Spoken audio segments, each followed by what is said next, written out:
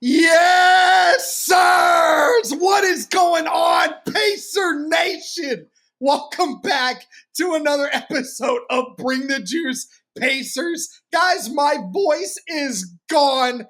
I just got done with this live stream. I was yelling at the top of my lungs. We Pacer fans just witnessed one of the greatest NBA comebacks in playoff history. The Pacers down 14 in Madison Square Garden with 2:35 left in the fourth quarter, find a way to send it to OT and won in a fantabulous fashion. Cody, we've been seeing the Pacers have done this at least once every single series so far in this playoffs, dude. What are you feeling? It's hard to describe. I think just what you're feeling right now is just you just want to like freak out, dude, because it's like, oh my word, like just when you think the Pacers can't possibly do it, can't possibly rise from the depths, they do it again, man. Oh my, this frankly, Derek, I'm shocked. I cannot believe they won this game. That's just insane. Like just an insane couple minutes there, insane overtime. I mean, your voice, your lack thereof, It's tells gone, it all, dude. It's tells gone. it all. What a crazy Cody. This was for Jim Irsay, man. This was for Jim Irsay. Jim Irsay's final tweet before he left us on this earth said, "Go Pacers." This morning, when he put that thing out, and he was watching this team do the magic that only the Indiana Pacers could possibly do, man. This was special. Oh. Yeah. I'm trying to find words right now, and I can't. Like, it's just that crazy of a game, dude. Just with everything that happened today. I mean, just makes it a little bit easier. You know, it's not easy, but yeah, makes it a little bit easier. And like you said, this one was for Jim, man. And so just special stuff, man. Like we're witnessing this incredible history right now. And I'm just grateful to be a part of this because wow. I mean, this is the stuff they tell stories about, dude. I'm not even kidding. Like, holy cow. Cody, this series can go either way. The Pacers could still not win this series. It is what it is. But everyone is going to remember, every Indiana sports fan that is a fan of the Colts, of the Pacers, of just Indiana sports in general, is going to remember this moment. This is going to be one that will be etched in the minds of Indiana sports fans for a long, long time. Just remembering that on the day we lost our beloved owner, the Pacers pulled off one of the craziest comeback stories that you could have ever seen. I mean, Cody, in that fourth quarter, the first 5 minutes of the fourth quarter, the Pacers had 5 points. And then in the final, the final 2 minutes and the final 2 minutes and 30 seconds went on a 17-6 run. Yep. And I'll tell you what, man, it all came down really to 2 players, Tyrese Halliburton and Aaron Ice Bath Nesmith, dude. I mean, my God, Nesmith with the game of his career, going 8 of 9 from the 3-point land, and Tyrese Halliburton putting the team on his back with a 31-11 double-double. I mean, these 2 guys, Cody, really just willed this team to victory. Yeah. Dude, big-time players make big-time plays, right? Tyrese tied that game. It was very close to winning that game in overtime and regulation. This is just the type of stuff what you need your franchise players to do, man. And he delivered, dude. He delivered. And my gosh, like the thing I love about this Pacers team is the fact that, number one, we talk about how unselfish they are, but really, number two, Derek, how they're constructed. I mean, if you look at this, like Aaron Nesmith was a cast-off. Nobody wanted. The Boston Celtics didn't want him. Yeah. Nobody expected him to do what he's doing now. It's incredible. Like him, Andrew Nembhard with that huge clutch corner three, like two guys that a year ago or a couple years ago, nobody even wanted. I mean, nobody even expected anything out of either of these guys. And here we are, these two players, including Tyrese as well, making huge plays in critical moments for this team. It's really just unbelievable just how consistent they've been during this playoff series. And I mean, Derek, obviously we didn't expect this comeback, but dude, this team, they can play with anyone anytime. Even if they're down, they're not truly out. And I think that's what we've seen with some of the great Indianapolis teams over the years. That's when you know you got something special, man. When you got the players in the building that you feel like no matter what happens, no matter how bad it gets, we still have a chance. And that's what players like Aaron Nesmith, Andrew Nembhard, Tyrese Halliburton, Pascal Siakam, all these guys, Miles Turner, guys off the bench, like they give you that. This is what this team is, man. They're a fighter. They never are out. You can never truly count this team out. I mean, I could keep going on, but yeah, just to see the way that this team is constructed from pretty much a bunch of cast-offs, honestly, in a lot of ways, it's truly incredible. I mean, just all these different guys and their stories and, all the pieces that have come together now. I mean, regardless of how this series plays out, it's truly one of my favorite teams because they truly embody that term, that name, a team, don't they? Like they're unselfish and they got guys that can step up in the big moments like we just saw tonight. So I just love it. And Cody, it's just another that we didn't cover them more during the regular season. I know, dude. And get this. So another stat here. So again, the Knicks led by 14 with 2:45 left in the fourth. Mm-hmm.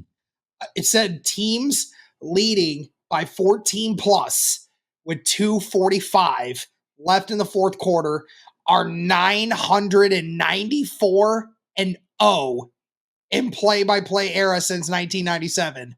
Now it's 994 and 1.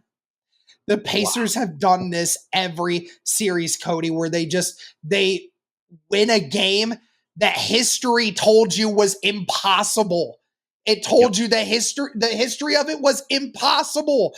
In the first series, when you were down by 7 with 40 seconds left to go, and you won that one, history had never seen that before. You won by 9 with 40 seconds left to go. History had never seen that before. You won being down by 14 in a playoff game with 2:45 left to go in the fourth. Never seen before. Cody, this is a magical team right here. I mean, this is remarkable, man. I can't understand just what this team is doing. I don't know, but like, I can't believe what I just witnessed with my own eyes. It's like truly magical. Truly is. Like, this is a special run. It's been incredible. Like, this kind of stuff doesn't happen, Derek. It just doesn't. Like, especially in the playoffs too, of all things. Right. Well, even last year, how many times would this Pacer team have, I wouldn't say given up, but they wouldn't have pulled it out. This team has shown tremendous growth from a year ago. I mean, just the fact that they can be down by that much, but they still believe. I mean, pretty much I feel like every single game, even if the Pacers haven't won this, in the playoffs, they've made it interesting just every single time, or they've done, they've won it. So, it's just a testament to this team, to their willingness. Credit to Rick Carlisle and company for just this mindset that they've instilled in these players. It's truly just special. It really is. Right. It's the kind of stuff we only hear about. You don't actually get to witness. You're not wrong, man. I mean, that there is a special kind of mindset to feel like no matter how much you're down, no matter how much time is left on the clock, to know that you always have a chance to win the game it's got to be magical. I Yep. mean, truly, like when you look at this Pacers team, I mean, you're right. Is there any lead that they could that a team can have on them and any amount of time left and the Pacers are like, we can still do this. Yep. Like, I mean, that is the mindset of the Pacers, and it just happens so much. And I mean, and this was, and that's the thing too, Cody, because this was a game that the Knicks had won. This was a game they had won. Now you're expecting them to win 4 out of the last 6 games to be able to move on. And I mean, Jalen Brunson, a 43-point performance tonight. Karl Anthony Towns with 35 and 12. I mean, those two guys were just practically unstoppable, Cody. And yet somehow, some way, I don't know how the Pacers did it, man. I mean, it's crazy. Yeah, one thing to monitor. I know Karl Anthony Towns was kind of hobbling at the end of that game, so that's definitely something to monitor. But I doubt it'll be much. I'm sure they'll get him a treatment, and I'm sure he'll. It was notable. Right. I'll just say that. So we'll have to see. But yeah, I mean, I don't even know what else to say, man. I feel like we've said it all. Like we could go into individual stats, but I don't even know if it's worth it at this point. Like just because I feel like there's so much to say, but also it's just like, like I can't even explain it and put it into words sometimes. But we should give the Pacers players obviously some credit here, all the credit in the world, and talk about some of the guys who led the way, like you mentioned. Yeah, man. I mean, yeah, you're right. Like this isn't a game to talk about individual stats. I mean, this is just 8. How about Tyrese throwing up the Reggie Miller choke sign? Yeah, dude. It's funny because he thought he won the game, which sucks because he hit that shot under the assumption that he won him the game. Yeah. So I feel bad for Ty. I feel bad for Ty because he hit that perfectly and it was such an amazing shot, but he just what a freaking shot, man. Everyone thought that was a game winner. And that's what's crazy too here, Cody, because your emotions are high.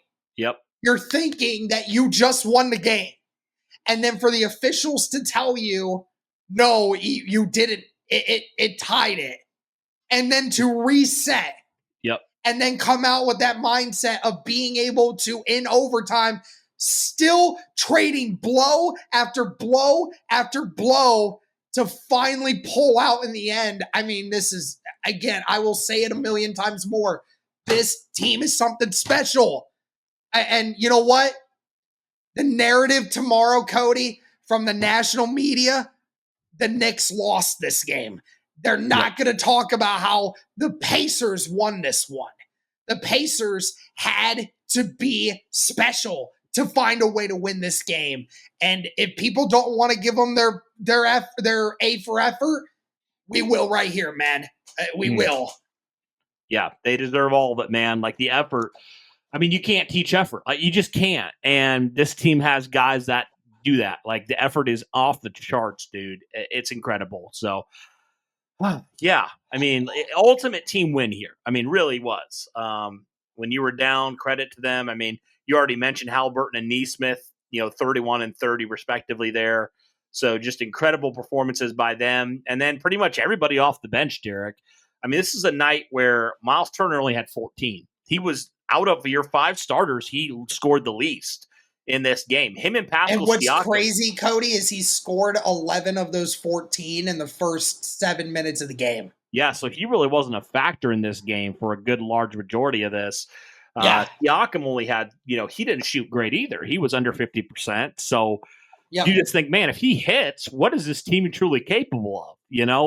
Which is crazy to even say. But that's the thing I love about this team is even when your stars aren't hitting. I mean, we see this all the time, Derek, with even the Cavs. Like when Donovan Mitchell's not on, they fell apart. I mean, frankly, they fell apart. But with the Pacers, if your stars aren't hitting, you still got other guys that'll pick up the slack. And that is truly why I think the Pacers are set up to win this series, because their depth is so much better than I think pretty much anybody left, especially obviously the Knicks. So, yeah, they got guys that can consistently help out, whether it's other guys in the starting five, whether it's some guys off the bench. They've got a lot of guys that can contribute. Yeah, man. I mean, again, what a phenomenal night as a Pacers fan. But I think that's going to do it here, man. I mean, you got anything else you want to add? Man, this is a huge start. I'll just say that, because you're playing your first 2 games in New York. You knew it was going to be a battle. You knew it was going to be tough to win in the Palace or win in the Garden. You knew it was going to be hard to do that, right? You just knew it was going to be hostile. I know everybody was like, man, the Knicks, I kind of expected the Knicks to come out and maybe win the first game or something, just because we know, like, we've seen that with different teams, right? Like when they play the Pacers, like, they have the stars, and early on, the stars are really feeling good. They're healthier. But then as the series goes on, you see the Pacers starting to, pull away because, the fatigue catches up with them. So to win a game like this, to start it off and set the tone, I think is massive. Yep, absolutely, man. Well, that's going to do it for this one, guys. Let us know your thoughts on this epic comeback by the Indiana Pacers. Game 1, they win 138-135. Now you got game 2 coming up on Friday. That's going to do it for this one, guys. Thank you so much. And as always, go Pacers.